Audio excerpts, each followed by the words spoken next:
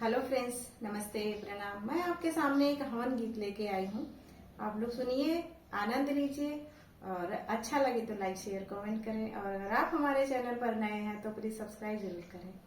धन्यवाद। अंगना होले हवनिया हो सखी गावा भजनिया।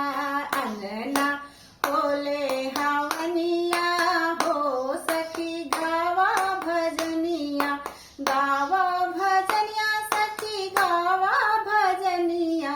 गावा भजनिया सखी गावा भजनिया।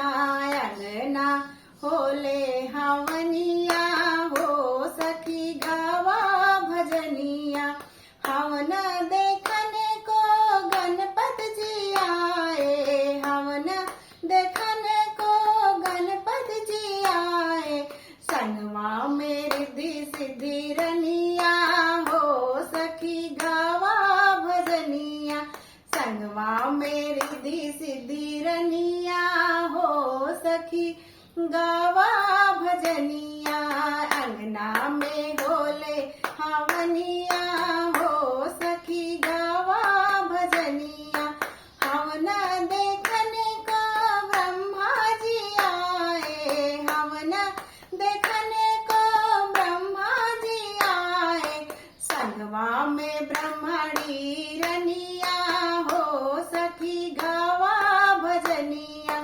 संगवा में ब्रह्मणी रनिया हो सखी गावा भजनिया। अंगना में होले हवनिया हो सखी गावा भजनिया। हवन देखने को विष्णु जी आए। विष्णु जी आए संग लक्ष्मी को लाए। संगवा में लक्ष्मी रनिया हो सखी गावा भजनिया। संगवा में लक्ष्मी रनिया हो सखी गावा भजनिया। अंगना में होले हवनिया हो सखी गावा भजनिया। हवन देखने को शंकर जी आए। हवन देखने को शंकर जी आए।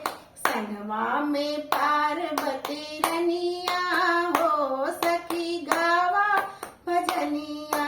संगवा में गौरा रनिया हो सखी गावा भजनिया।